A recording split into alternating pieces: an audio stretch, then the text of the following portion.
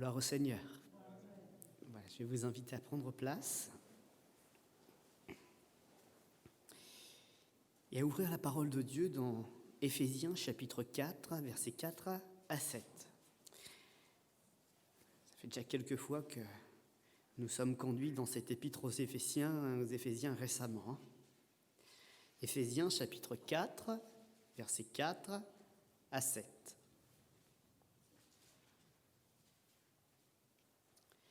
Il y a un seul corps et un seul esprit, comme aussi vous avez été appelés à une seule espérance par votre vocation.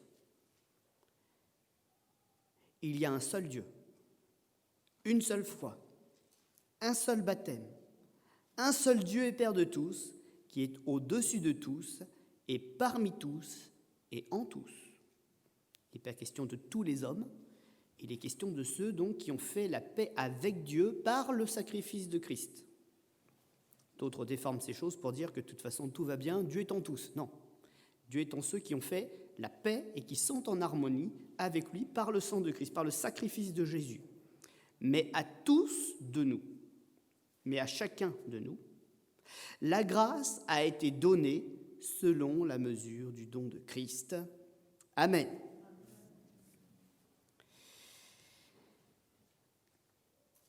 Il est temps de mobiliser nos forces. Il est temps de nous rappeler que nous avons une place qui n'est pas simplement une place pour « je suis heureux, je suis à ma place », mais cette place nous a été donnée par Dieu à cause de la vocation qu'il a établie sur nos têtes. Nous sommes ses servantes et nous sommes ses serviteurs. Nous n'avons pas été sauvés pour simplement nous réjouir de notre salut, quoiqu'il est écrit « Réjouissez-vous de ce que vos noms sont inscrits dans le livre de vie », dans le ciel. Mais nous savons aussi que notre vie, qui maintenant est entre les mains de celui qui l'a créée, a pris tout son sens. Et ce sens, c'est d'être tout auprès de Dieu, de vivre l'éternité avec lui et de ne pas être oisif, mais de le servir dans des œuvres glorieuses, en commençant par le servir lui. Notre Dieu, Dieu vivant, et comme nous l'avons lu ici, un seul Seigneur. Mais ce Seigneur, désormais, nous avons une liberté dans cette vie, c'est de le choisir et de le choisir lui seul, car lui seul est digne de notre adoration, de régner sur cette création, parce que nous savons qu'il est le seul qui a la capacité, le désir, le pouvoir de bien le faire. Beaucoup se lèvent comme des rois, beaucoup se prennent pour des autorités, beaucoup se prennent pour des génies, mais il y en a un seul qui est Seigneur et Maître, c'est l'Éternel notre Dieu, et il a choisi de se révéler à nous au travers de son Fils, Jésus, qui l'a assis sur le trône. Et si nous ne voyons pas Dieu, nous connaissons son Fils.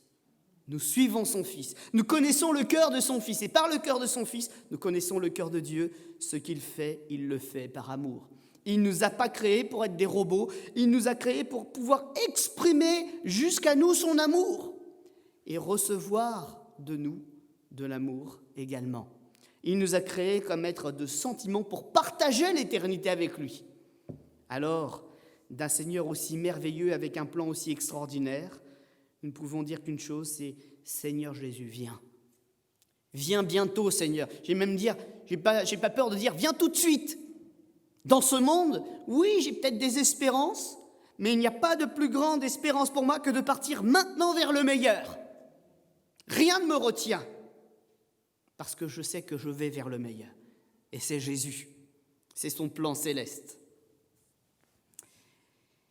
Nous savons pourtant que face à ce message, il y a aussi des voix contraires.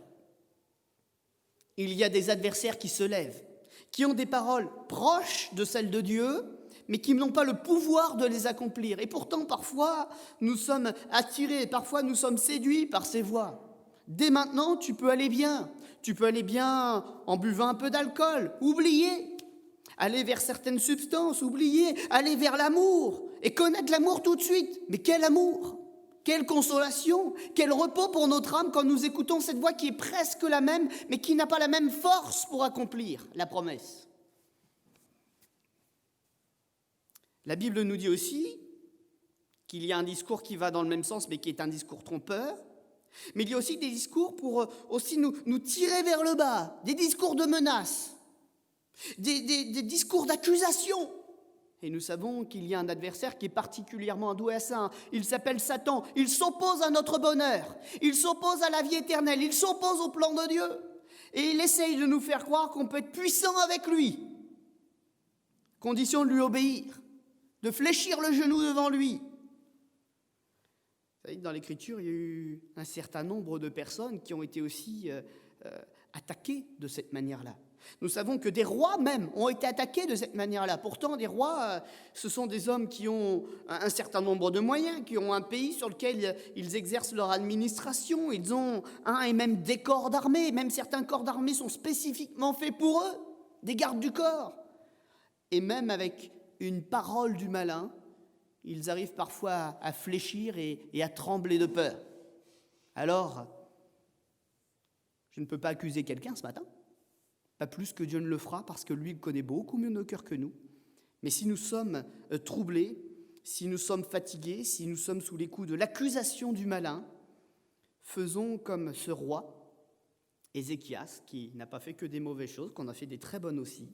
Et quand il a été face à des paroles menaçantes, à des courriers insultants, il a réalisé qu'il n'était pas assez fort pour y aller tout seul, de tout roi qu'il était. Il a été chercher l'intercession de l'homme de Dieu. Et il lui a dit, j'ai besoin d'une parole pour me rassurer. Vois tous mes malheurs, vois les insultes, vois les courriers. Je suis roi et je ne peux pas faire taire ces voix-là. Je me sens accusé, je me sens tiré vers le bas, je me sens menacé. Qu'est-ce que je peux faire? Et il est allé voir l'homme de Dieu, pas que l'homme de Dieu était tout puissant, mais qu'il y avait vraiment un contact puissant avec Dieu. Il y avait une réponse qui pouvait venir. Et ce roi était en recherche de réponse. Il est allé voir Ésaïe, il envoyait plus exactement ses serviteurs. Et la première réponse de Dieu, c'est « Réponds au roi qu'il n'a rien à craindre. J'en fais mon affaire. » Et quand on vient à Dieu, peu importe la mesure, la gravité du problème, la mesure de la menace, quand on vient à Dieu, on a toujours raison de le faire. Et ce matin, nous avons un monde qui est aussi un monde, peut-être pas un monde de menaces, mais en tout cas un monde qui est perturbé, qui lance des nouvelles dans tous les sens. On vous dit blanc, on vous dit noir, on vous dit gris, on vous dit à peu près, le lendemain on vous dit le contraire. Il y a de quoi être troublé au milieu de toutes ces nouvelles, au milieu de toutes ces paroles. Mais ce que nous pouvons faire de meilleur pour rassurer notre cœur, ce n'est pas d'essayer de trier l'épicerie, c'est de venir auprès de Dieu pour prendre une parole certaine.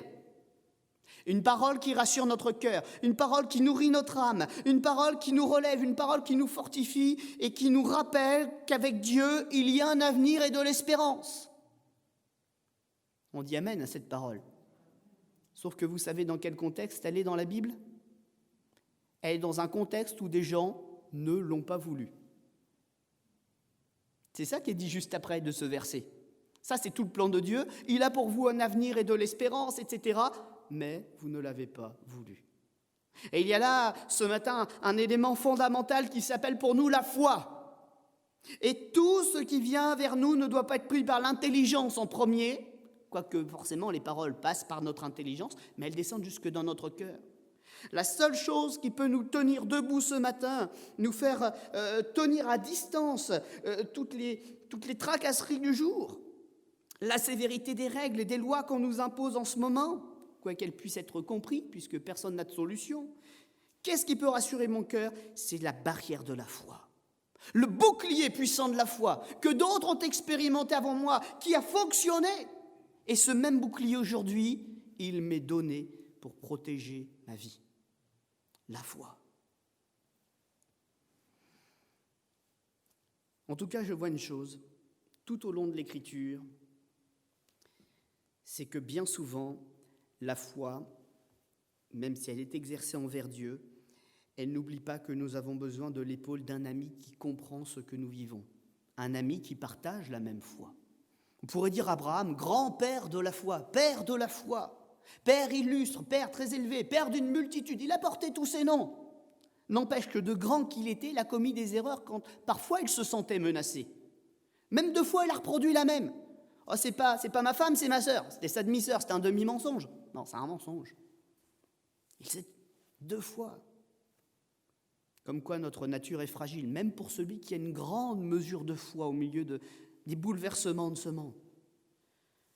Mais comme je disais, il avait une épaule amie. Et parfois, notre ami, c'est notre conjoint, notre conjointe. On ne parle pas tant que ça de Sarah dans la Bible. On dit comme que c'était une femme remarquable, parée modestement. C'était une très bonne épouse qui voulait le bonheur de son mari. Quand elle aussi a entendu les promesses de Dieu, elle n'a pas pleuré pour insulter Dieu, quand il est dit qu'elle a entendu, puis elle a ri, par exemple. C'est parce que c'était des rires de douleur. Elle n'y croyait plus d'avoir un enfant à son âge avancé. C'était pas qu'elle était contre le plan de Dieu, c'est pas qu'elle n'y croyait pas du tout. Mais c'est qu'elle se demandait comment, dans un corps usé, une telle promesse pourrait encore s'accomplir. Et autant Abraham souffrait pour cette histoire d'enfant qu'il y avait une Sarah aussi. Et je ne peux pas imaginer un couple comme ça, un couple de la foi, ne pas trouver ces moments d'intimité dans la journée et prier ensemble pour se tenir debout devant Dieu. Tous, qui que nous soyons grands ou petits, nous avons besoin aussi de la communion. Nous avons besoin d'intercéder ensemble, de porter nos fardeaux ensemble et de nous présenter devant le seul vrai Dieu qui a le pouvoir d'agir. Dieu est le Dieu de tous les hommes. Nous voyons aussi que certains, dans leurs égarements, dans leur mégalomanie, se sont vus Dieu à la place de Dieu. Et parfois, on est confronté face à des gens qui se comportent comme ça, ou à des gouvernements qui commencent à croire qu'ils peuvent gérer la terre entière à eux tout seuls. Et nous serons certainement, dans peu de temps, de plus en plus emportés dans ce flot. Parce que vous savez ce que la Bible annonce ? L'avènement, la mise en lumière, l'apparition sur le devant de la scène d'un antichrist. Quelqu'un placé par le diable, à qui le diable prêtera son pouvoir pour régner sur la terre entière. Et qu'est-ce qui se passera ? Les foules entières qui maudissent Dieu le suivront et l'encenseront, lui voueront un véritable culte. Et nous, qui serons au milieu de cette masse, ce sera de plus en plus difficile de tenir notre place, d'aller à contre-courant, de nous révolter contre ce qui est moral, immoral, et de ne pas aller, parce qu'on se sent menacé, aller comme les autres, au moins en public, dire « oui, t'as raison ». Nous devrons continuer de dire « c'est mauvais ». Mauvais pour nos foyers, mauvais pour nos enfants, mauvais pour notre âme. Ce sera difficile. Là encore, nous avons des exemples de l'Écriture, de gens qui n'ont pas fléchi le genou devant les idoles et devant les faux dieux. On connaît tous, parce qu'on l'a entendu certainement dans des réunions d'évangélisation ou plus jeunes, quand nous étions dans les écoles du dimanche, qu'on appelle aujourd'hui GIB, l'histoire de Daniel. Quand la chose la plus fondamentale, la plus intime, on a voulu la lui retirer. Interdit de prier à un autre Dieu que le responsable du pays. Et qu'est-ce qui s'est passé ? Est-ce que malgré le décret, il a refusé de se mettre à genoux devant le seul vrai Dieu et de rester debout devant celui qui n'était qu'un roi humain ? Qu'est-ce qu'il a fait ? Il a dit, je fais les deux, comme ça je suis tranquille ? Non. Quand il a senti la menace arriver, très conscient du décret qui avait été prononcé, il est rentré chez lui, il a prié quand même. Parce qu'il était conscient jusqu'au plus profond de son âme que quand Dieu est avec nous, personne ne peut nous toucher. Et que même si on nous touchait, ce n'est qu'une vie terrestre que nous perdons, mais en tout cas, nous ne perdons pas la vie céleste. Et sa foi était tellement enracinée qu'il n'a pas eu honte et il n'a pas perdu courage face à la menace. Il n'a pas fléchi le genou devant un faux Dieu. Il s'est retrouvé à un endroit vraiment très désagréable. Il s'est retrouvé dans une fosse aux lions, cerné au sens propre par des prédateurs. Et vous savez comme moi ce qu'on faisait à cette époque-là. La personne qui s'occupait des lions, quand il y avait une telle chose qui était pratiquée, il n'allait pas donner 3 repas par jour aux lions. Il allait priver pendant plusieurs jours de nourriture les lions pour être sûr qu'ils aient un bon appétit. Et puis il passait entre deux quand même encore pour les exciter un peu avec son aiguillon, là, pour que le lion soit bien énervé, que le travail soit vite fait. Ça devait être un spectacle. Ça devait être impressionnant. Les ennemis du roi devaient mourir de manière la plus terrible. Ils avaient désobéi au roi. La fosse aux lions, c'est pas un endroit où on s'endort en paix, hein. Et malgré cela, la parole de celui qui est au-dessus de tous les rois a été plus forte et a imposé le silence aux prédateurs. Aux prédateurs. Les créatures les plus agressives, qui avaient été excitées à passer à l'acte contre le serviteur de Dieu, ont été stoppées net. Ils ont été des chatons dans l'arène. Et il y a eu un grand étonnement, hein, quand le roi ensuite est venu voir le résultat, qu'il y avait tous les accusateurs de Daniel, ceux qui avaient fomenté ce plan pour le faire mourir, et qu'ils ont entendu du fond de la fosse, « Tout va bien !»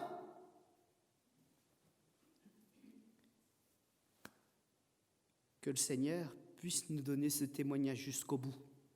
Quand certains pensent nous avoir enterrés, privés de nos droits, fermer nos lieux de culte, parce que ça viendra, il ne faut pas se leurrer. Quand on en sera là, qu'il nous voit encore vivre par la foi et répondre « Tout va bien. Christ est avec moi. » Dans la fosse aux lions. Les amis de Daniel ont vécu leur expérience à eux aussi. Vous savez qu'on dit souvent que Daniel était à la fournaise ardente. Il n'y était pas, hein. C'était ses amis dans la fournaise. Il n'y était pas pour les encourager, mais ils étaient animés de la même foi que lui. Donc ce n'est pas que Daniel qui vit des miracles de Dieu, c'est ceux qui ont la même foi que Daniel. Et dans la fournaise, dans les flammes ardentes, Christ est venu en personne. Un homme, une silhouette, semblable à un fils de Dieu, étincelante de lumière, et ils sont ressortis, leurs vêtements eux-mêmes n'avaient pas de dégradation. Dieu campe auprès de tous ceux qui le craignent et qui le servent. Nous devons trembler, c'est vrai, mais pas devant les hommes qui peuvent toucher notre vie, mais devant celui qui touche à la vie éternelle. Si notre crainte existe, et si cette chose est à l'intérieur de nous, c'est pour que nous puissions nous approcher avec beaucoup de sérieux de la personne de Dieu, en réalisant qui il est, quel est son pouvoir, quelle est sa grandeur, sa sainteté, et quelle est aussi la place de serviteur que nous devons avoir devant lui. Il élèvera les humbles et il abaissera les orgueilleux. Que nous puissions être ce matin comptés au rang des humbles, capables de fléchir le genou devant la bonne personne. Je me suis toujours interrogé et émerveillé d'une chose, c'est que les personnes qui ont le peu sur cette terre, les pauvres, les démunis, même parfois aussi les gens en situation de handicap, ceux qui n'ont rien sont toujours aussi ceux qui ont compris la valeur de l'essentiel et qui sont prêts à livrer leur vie. Venez en France, demandez à une personne de venir dans une église, fléchir le genou à terre. Pas très peu en seront vraiment capables. Ou alors ils le feront pour le spectacle devant tout le monde, mais dans le cœur, il n'y a rien.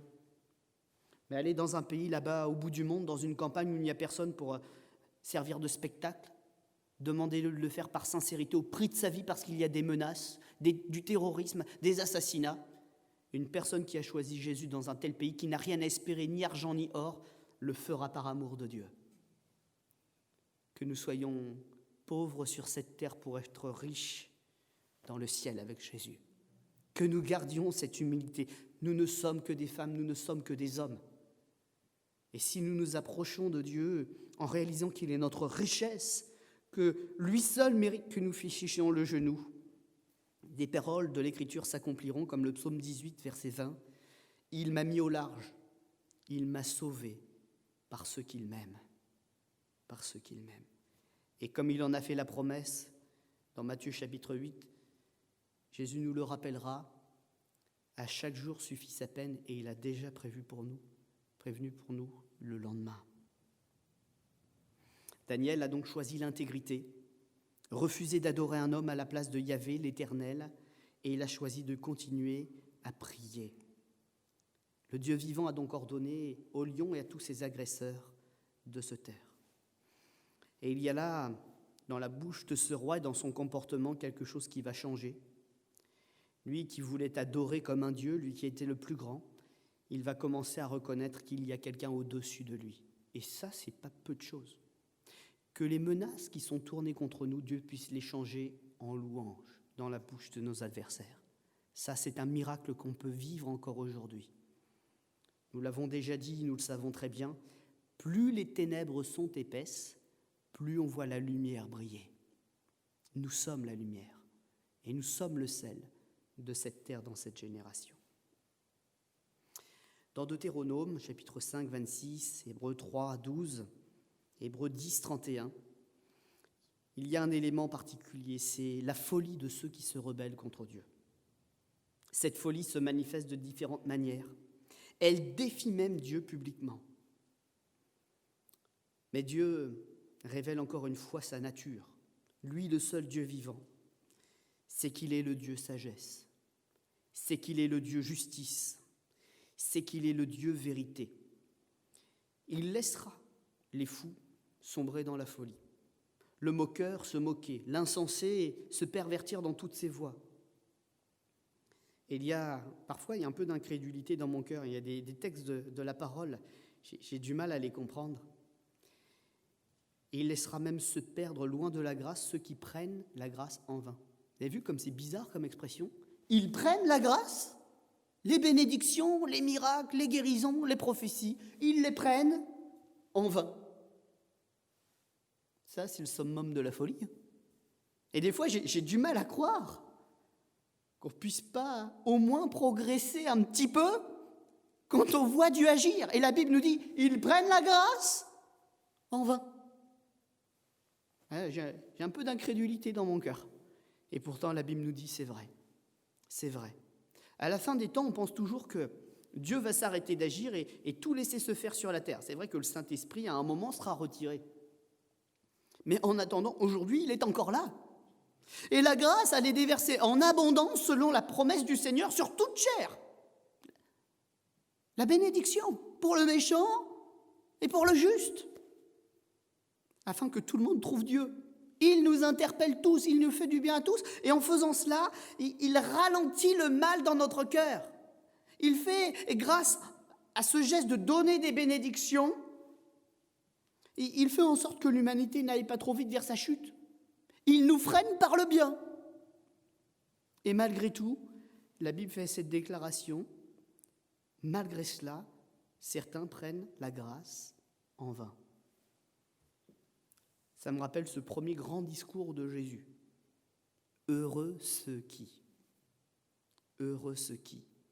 sont pauvres, sont faibles, sont rejetés. Heureux. Parce que ce que nous le recevons avec la joie de gens qui ont besoin. Mais nous n'oublions pas d'être reconnaissants. Nous avons découvert la grâce, mais nous avons aussi appris la reconnaissance pour qu'elle ne soit pas vaine pour notre vie. Le Seigneur nous a un jour peut-être donné de l'eau. Un jour, il nous a peut-être donné un toit au-dessus de la tête. Le privilège de nous occuper de quelqu'un. Mais nous avons compris que c'était en fait pour notre bien à nous. Et nous avons compris l'amour de Dieu.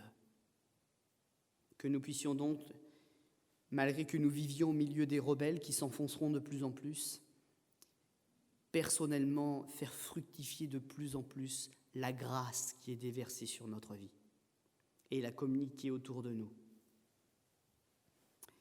Dans le psaume 84, verset 3, Matthieu 16, 16, 1 Thessaloniciens 1, 9, ce sont des textes qui nous parlent de confession.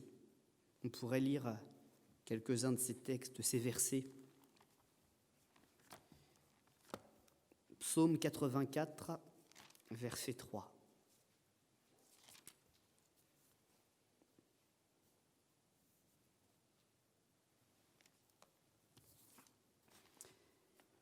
Mon âme soupire et languit après les parvis de l'Éternel. Mon cœur et ma chair poussent des cris vers le Dieu vivant.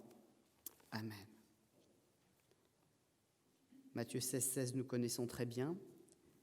1 Thessaloniciens, chapitre 1, verset 9.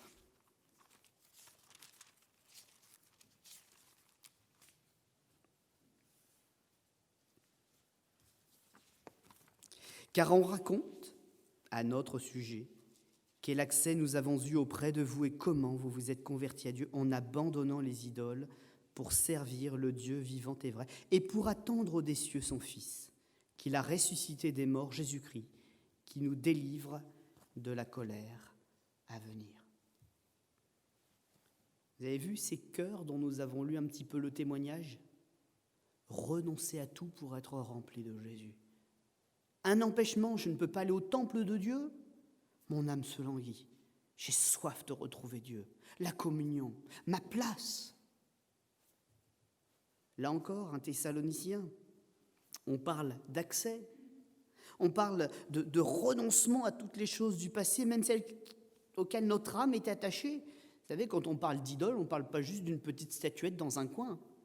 On a vraiment l'impression que par l'action de cette statuette ou de ce qui est derrière, il y aura vraiment un bénéfice, une bénédiction dans notre vie. Une personne qui croit ça, elle ne va pas juste devant sa petite idole et dire « bon voilà, j'ai besoin de ça, si tu le donnes c'est bien, si tu le donnes pas c'est pas bien ». Il y a quand même un attachement de l'âme à ces choses. Et vous imaginez la force de décision qu'il nous faut pour sectionner le lien que nous avons tressé avec ces choses. Et ces hommes le confessent, mais en découvrant Christ, en découvrant notre péché, en découvrant qu'il est le seul Dieu vivant et vrai, qu'il nous appelle à le servir, nous avons coupé quelque chose dans notre vie, franchement, irrémédiablement.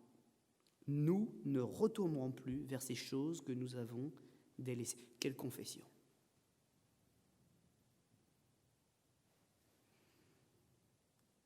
Quelle confession aussi de réaliser que toutes ces choses que nous appelons bonté de Dieu ou grâce de Dieu, ça rime aussi avec immérité. La grâce, c'est quelque chose que l'on fait pour nous alors même que nous ne l'avons pas demandé ou que nous ne l'avons pas mérité. Le salut est par grâce. La bénédiction de Dieu est par grâce. La vie que j'ai ce matin est par grâce. Je ne mérite rien de tout ça. Qu'est-ce qui me rend si différent d'un autre pour le mériter sur un autre ? Rien. Nous ne sommes que des hommes. Mais ce matin, je suis environné de grâce. Parce que mon Dieu veut me parler. Mon Dieu veut me trouver. Mon Dieu veut me faire du bien. Parce que mon Dieu, celui pour lequel j'ai tranché les fils du passé, est le Dieu vivant et il m'aime. C'est vrai que la grâce est intéressante, bonté, salut, guérison, des portes qui s'ouvrent, des opportunités.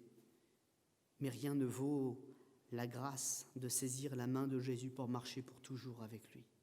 Je dirais simplement en quelques mots de conclusion, comme je le disais tout à l'heure, les rejetés, ceux dont on n'a jamais voulu, ceux qui peut-être ont dû rester seuls aussi parfois, pour différentes raisons, les opprimés, ceux qui peut-être étaient faibles et qui sont devenus le souffre-douleur des autres, ceux sur lesquels on a rejeté injustement des fautes, dont on s'est servi comme bouc émissaire, qu'on nous voulait assujettir pour en faire des esclaves, les opprimés, ceux qui aussi n'étaient pas dans ces cas-là, mais qui ont réalisé leur nature et se sont fait violence, ce seront les intégrés et ce seront les vainqueurs dans le royaume de Dieu.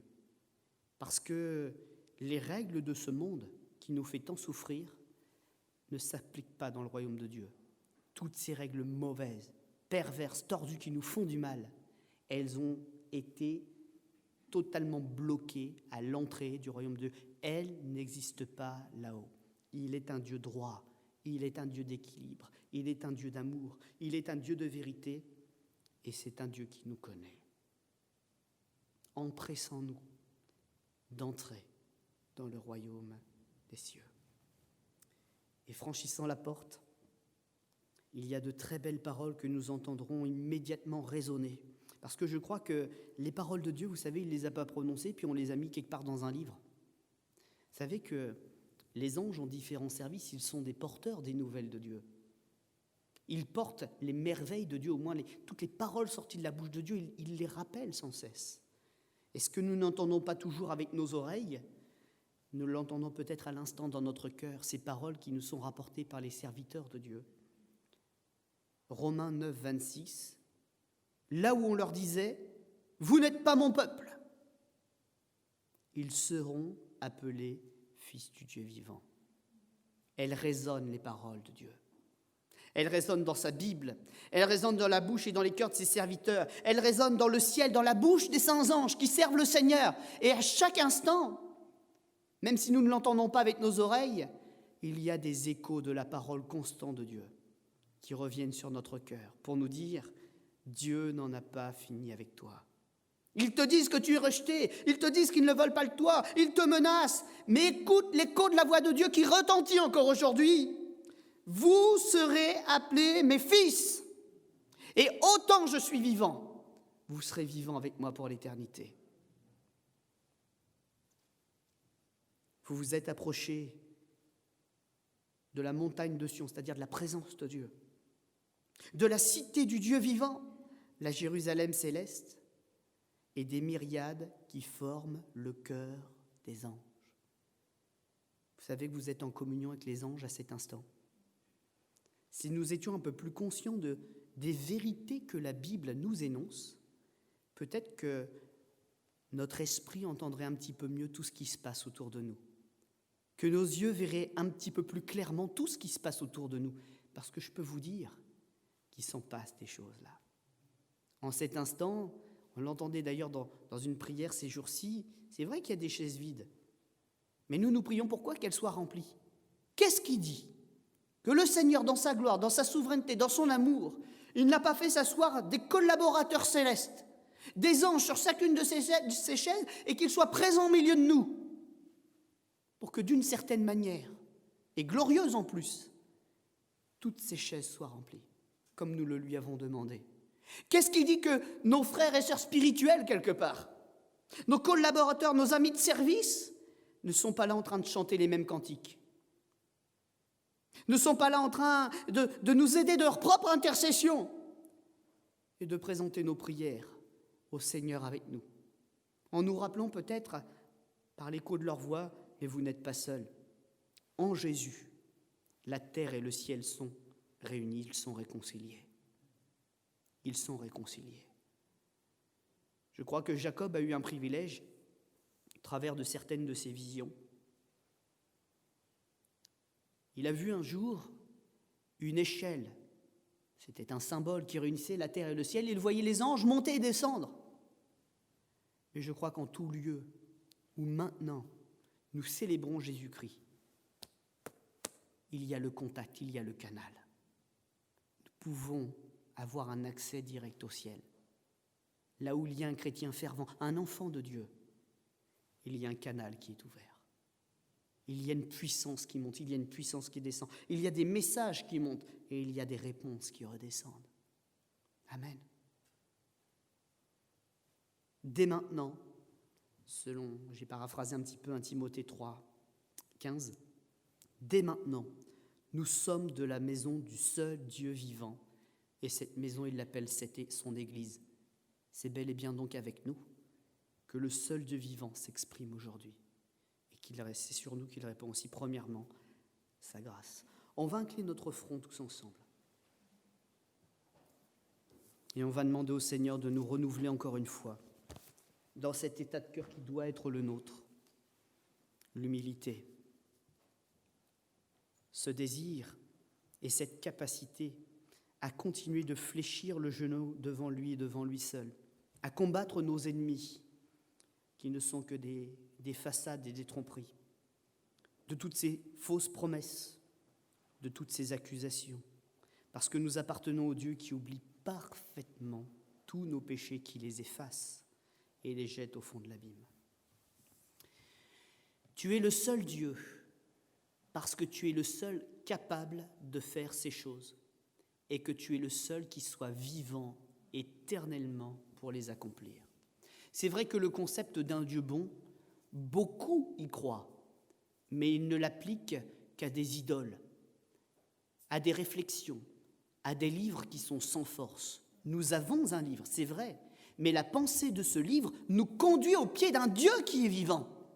Et nous ne glorifions pas le livre, nous le respectons, mais nous adorons et nous fléchissons le genou devant le Dieu derrière le livre, qui est un Dieu vivant, qui nous parle, qui agit et nous le savons et nous le déclarons, qui est le seul Dieu vivant. Il n'y a pas une multitude de foi, il n'y a pas une multitude de religions. Il y a une seule foi qui passe par Jésus-Christ. Seigneur notre Dieu, s'il y a un seul Dieu vivant, une seule foi, une seule parole, je veux aussi que mon cœur, je n'en ai qu'un, soit tout entier à toi. Tout mon cœur, pour chanter, louer, célébrer, rendre hommage au Dieu unique et vivant ce matin. Amen.